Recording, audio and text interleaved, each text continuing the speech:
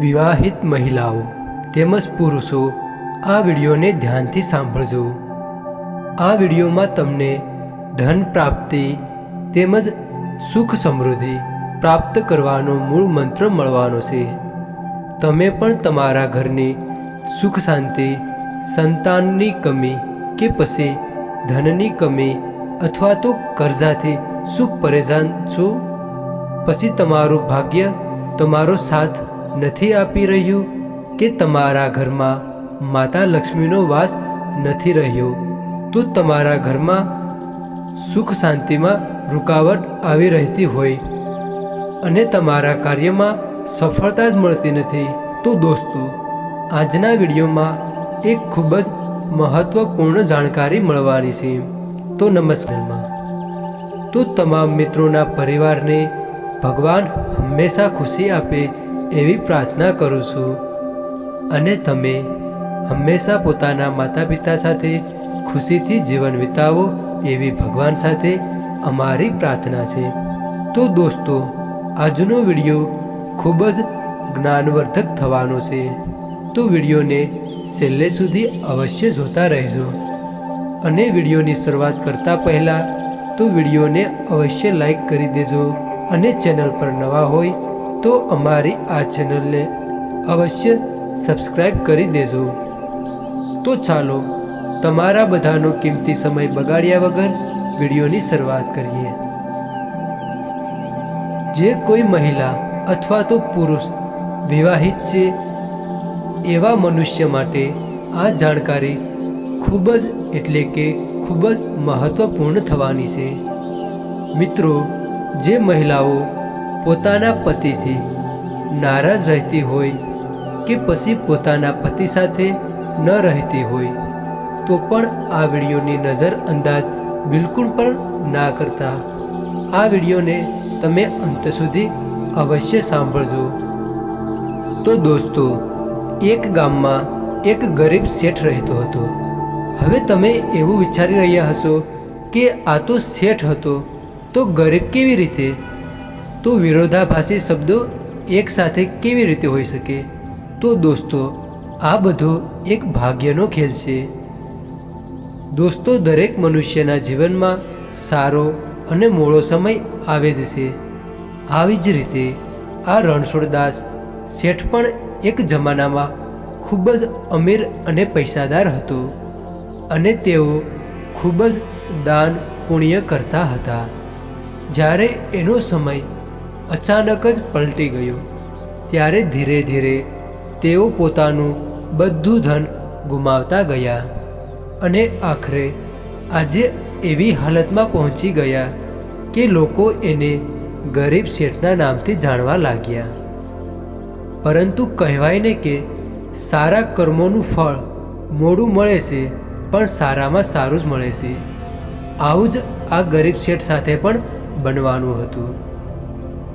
તો જે નગરમાં આ શેઠ રહેતા હતા ત્યાં એકવાર રાજાના લોકોએ એલાન કર્યું કે જેણે જેણે સારા કાર્યો કર્યા હોય તો તે કાલે રાજ દરબારમાં આવી અને રાજા સામે પોતાના કાર્યો ગણાવીને રાજા પાસેથી પોતાના કાર્યો અનુસાર તેમનો પુરસ્કાર લઈ જાય। આ એલાનને શેઠની પત્નીએ સાંભળ્યું એટલે શેઠની પત્ની એ ખૂબ જ રાજી થઈ ગઈ, કેમ કે એ જાણતી હતી કે તેમના સારા સમયમાં શેઠજીએ ઘણા બધા પુણ્યના કાર્યો કર્યા છે। આ વાત શેઠાણીએ શેઠને જણાવે ત્યારે શેઠજી પણ ખૂબ જ ખુશ થાય છે અને કહેવા લાગ્યા, કદાચ એવું હોય તો આપણને તો ખૂબ મોટું ઇનામ મળવું જોઈએ, કેમ કે આપણા સારા કાર્યોની લિસ્ટ તો ખૂબ જ મોટી છે। બીજા દિવસે શેઠ સવારે ઉઠીને બાજરીના 2 રોટલા બાંધીને રાજમહેલ તરફ ચાલવા લાગ્યો। શેઠના ઘરથી રાજાનો મહેલ ઘણો દૂર હતો। સફર ખૂબ જ લાંબો હતો। અડધા રસ્તે પહોંચ્યા બાદ શેઠ ઘણા થાકી ગયા। ત્યારે શેઠજી એક વૃક્ષ નીચે બેસીને આરામ કરવા લાગ્યા અને ત્યાં જ પોતાની સાથે લાવેલા રોટલા ખાવાનું વિચારવા લાગ્યા. શેઠ હજુ આવું જ વિચારી રહ્યા હતા ત્યારે તેની સામે એક ગાય અને 2 વાસરડું આવ્યા. હવે આ શેઠના હાથમાં રોટલો જોઈને ગાય અને તેમનું વાસરડું શેઠની સામે આવીને ઊભા રહ્યા અને તેના હાવભાવથી શેઠ સમજી ગયા કે આ ગાય અને તેનું વાસરડું ખૂબ ભૂખ્યું છે અને મારી પાસેથી ખાવાનું માંગી રહ્યા છે. આ શેઠ પાસે તેમના સારા સમયમાં ઘણી બધી ગાયો હતી, એટલા માટે તે ગાયોનો વ્યવહાર આ શેઠ સારી રીતે જાણતા હતા. અત્યારે ભલે શેઠની હાલત ખરાબ હતી, પરંતુ શેઠનો સ્વભાવ બિલકુલ પણ બદલાયો ન હતો. તેઓ પહેલાંથી જ પરોપકારી હતા, એટલા માટે તેમને ગાય પર દયા આવી અને તેમણે સાથે લાવેલા રોટલા ગાયને ખવડાવી દીધા. ત્યારબાદ બાજુમાં ઝરણામાંથી ફક્ત પાણી પીને શેઠજી પોતાના રસ્તે ચાલવા લાગ્યા. હવે જ્યારે રાજાના દરબારમાં પહોંચ્યા ત્યારે રાજાએ આખા દરબાર સામે શેઠનું નામ પૂછ્યું અને તેમના સારા કર્મો વિશે જણાવવાનું કહ્યું. ત્યારબાદ શેઠજીએ રાજાને પ્રણામ કર્યા અને પોતાના સારા કર્મો વિશે જણાવવાનું શરૂ કર્યું કે હે મહારાજ, મેં ઘણા બધા ભૂખ્યાઓને ભોજન કરાવ્યું છે, ઘણા મંદિરોમાં દાન કર્યું છે અને ઘણા નિરાશ્રિત લોકોને આશરો આપ્યો છે અને ઘણા બધા તીર્થ સ્થાનોની યાત્રા કરી છે, હજારો સાધુ સંતોની સેવા કરી છે. આવી રીતે ઘણા બધા કાર્યો જણાવ્યા બાદ શેઠજી બોલ્યા કે હે મહારાજ, આજે મારા સારા કર્મોમાંથી અમુક કર્મો, આના બદલામાં તમે જે પણ ઇનામ આપવા માગતા હો એ મને આપી શકો છો. થોડો સમય વિચાર કર્યા બાદ રાજા બોલ્યા, હવે તમારા બીજા કોઈ સારા કર્મો હોય તો એ જણાવો, કેમ કે અત્યાર સુધી તમે જે કર્મો મને જણાવ્યા છે તેને હું સારા કર્મોની શ્રેણીમાં નથી ગણતો. ત્યારે શેઠને રાજાની વાત સાંભળીને ખૂબ જ આશ્ચર્ય થયું અને શેઠજીએ રાજાને હાથ જોડીને કહ્યું, હે મહારાજ, કદાચ તમને મેં જણાવેલા આ કર્મો સારા કર્મો નથી લાગતા, તો મારા બાકીના કર્મોનો ઉલ્લેખ કરવો એ મારી મૂર્ખતા ગણાશે. તમે મને રજા આપો, હું અહીંથી જવા માગું છું. આટલું કહીને શેઠ દરબાર છોડીને જવા લાગ્યા. ત્યારે રાજાના દરબારીઓમાંથી એક વ્યક્તિએ રાજા પાસે જઈને રાજાને કાનમાં કંઈક કહ્યું. આ સાંભળ્યા બાદ રાજાએ ફરીવાર એ શેઠને દરબારમાં પાછા બોલાવ્યા અને રાજાએ કહ્યું કે તમે તમારું આજનું કરેલું કોઈ સારું કર્મ તો જણાવ્યું જ નહીં. ત્યારે શેઠજીએ બોલ્યું, હે મહારાજ, આજ મેં કોઈ સારું કાર્ય કર્યું નથી, તો હું તમને કેવી રીતે બતાવી શકું? ત્યારે રાજાએ પેલા વ્યક્તિને ઊભો કરી અને પૂરી વાત કહેવાનું કહ્યું. તેમણે રાજાના કાનમાં કહ્યું હતું. હવે આ વ્યક્તિ ઊભો થયો અને કહેવા લાગ્યો કે હે મહારાજ, જેવી રીતે મેં તમને જણાવ્યું હતું કે હું તે ગામમાં જ રહું છું, ત્યાં આ શેઠ આરામ કરવા બેઠા હતા અને મેં જોયું હતું કે આ શેઠ કેવી રીતે તેનું ભોજન ગાય અને તેના વાસડાને ખવડાવી દીધું હતું અને પોતે ભૂખ્યા રહી અને ફક્ત પાણી પીને અહીંયા આવ્યા છે. શેઠને ખબર પડી કે રાજા કયા વિષયની વાત કરી રહ્યા હતા. ત્યારે શેઠજીએ રાજાને કહ્યું, હે મહારાજ, કોઈ જાનવરને ખાવાનું ખવડાવ્યું એ ક્યાં કોઈ પુણ્યનું કામ છે? અને આ વાતને તો હું ક્યારનોય ભૂલી ગયો હતો. ત્યારે રાજાએ એ શેઠને કહ્યું કે મારા મહાન ગુરુજીએ જણાવ્યા અનુસાર હું પણ એવા કર્મોને પુણ્ય માનું છું કે જે કર્મોને કરતા સમયે એ કાર્યને નિસ્વાર્થ ભાવે કરવામાં આવે અને એવા જીવો માટે હોય કે જેની એને સૌથી વધારે જરૂરિયાત હોય, અને આવા કર્મોને કર્યા બાદ તેને ભૂલી જવું એને જ સૌથી વધારે મોટું પુણ્ય કર્મ કહેવાય. અને આ જ કારણ છે કે તમે આજ સુધી કરેલા તમામ સારા કર્મમાં આ કર્મ ઉત્તમ અને સર્વશ્રેષ્ઠ કર્મ છે, અને તમામ કર્મોના લીધે જ તમે ઇનામના હકદાર છો. ત્યારબાદ રાજાએ આ શેઠજીને પોતાના સૌથી વિશ્વસનીય પ્રધાનનું પદ આપ્યું. શેઠજીને હવે આ રાજાના દરબારમાં બેસવાનો અવસર પ્રાપ્ત થઈ ગયો. શેઠજી ખૂબ જ રાજી થઈ ગયા. ત્યારબાદ શેઠ ઘરે જઈને તેમની પત્નીને જણાવ્યું કે આજે મને રાજ્યસભામાં રાજાએ ખૂબ જ મોટું ઇનામ આપ્યું છે. તેમણે મને તેના દરબારમાં તેના સૌથી વિશ્વસનીય પ્રધાનમંત્રી બનાવ્યા છે. અને આ સાંભળીને શેઠની પત્ની ખૂબ જ ખુશ થઈ ગઈ અને કહેવા લાગી કે હે ભગવાન, તમારો ખૂબ ખૂબ ખૂબ આભાર. આજે તમે મારી પ્રાર્થનાની સ્વીકાર કરી. હવે શેઠજીને રાજાના વિશ્વસનીય પ્રધાન તરીકે રાજા સાથે રહેવા લાગ્યા.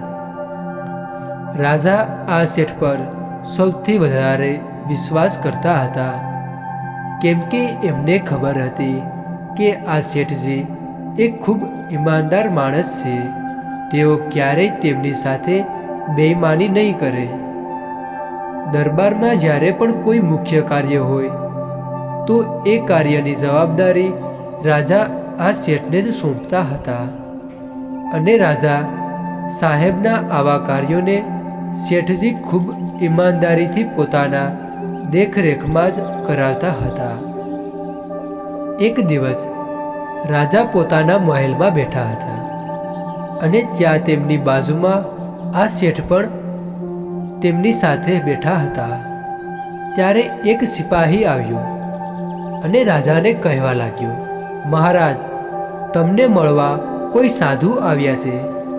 ત્યારે રાજાએ આદેશ આપ્યો કે તેને સન્માનપૂર્વક મહેલની અંદર લાવો. ત્યારબાદ આ સિપાહી આ સાધુ મહાત્માને સન્માનપૂર્વક મહેલની અંદર લાવ્યો. ત્યારબાદ રાજાએ ખૂબ સન્માનપૂર્વક સાધુને ભોજન કરાવ્યું. રાજાની આવી સેવા જોઈને સાધુ મહાત્મા ખૂબ જ પ્રસન્ન થયા. ત્યારબાદ મહાત્માજી રાજાને કહેવા લાગ્યા કે હે રાજન, હું તમારો સેવાભાવને જોઈને ખૂબ જ પ્રસન્ન થયો છું. એટલા માટે હું તમને એક શીખ આપવા માગું છું, જેને તમારા જીવનમાં અવશ્ય ઉતારજો. ત્યારે આ સાધુ મહાત્માએ કહ્યું કે હે રાજન, જીવનમાં દરેક પુરુષે આ વાત અવશ્ય યાદ રાખવી જોઈએ કે પુરુષે હંમેશા પોતાની પત્ની સાથે ખૂબ જ સારા સંબંધ રાખવા જોઈએ, અને કદાચ પતિ પત્ની વચ્ચે ક્યારેય પણ અણબનાવ બને અથવા તો નાનો મોટો લડાઈ ઝઘડો થાય તો એને થોડા સમયમાં સમજણ અને સમજદારીપૂર્વક સુલઝાવી દેવું જોઈએ. કેમ કે પતિ પત્નીના ઝઘડાના કારણે ઘરમાં ગરીબી અને દરિદ્રતા આવવા માંડે છે. એટલા માટે પતિ અને પત્ની વચ્ચે સ્નેહ હોવો ખૂબ જ આવશ્યક છે. દરેક પુરુષે આ વાત યાદ રાખવી જોઈએ કે ક્યારેય પણ પોતાની પત્નીથી ગુસ્સે થઈને તેનાથી દૂર તો રહેવું ના જ જોઈએ. કેમ કે આવું કરવાથી પત્નીના મગજમાં એવા વિચારો આવવા લાગે છે કે જેના આધારે અને વિશ્વાસે હું આ નવા ઘરમાં આવીશું એ જ મારા પર ગુસ્સો કરે છે અને આવા વિચારોથી તેને ખૂબ જ દુઃખ થાય છે. અને આમ પણ પત્નીને ઘરની લક્ષ્મી માનવામાં આવે છે, અને કદાચ આપણે લક્ષ્મીજીને દુઃખ પહોંચાડશું તો ઘરમાં ધન ધન્યની કમી આવવાનું શરૂ થઈ જશે અને ઘરમાં ગરીબી આવવા લાગશે. એટલા માટે દરેક પતિ પત્નીએ હંમેશા સાથે રહેવું જોઈએ.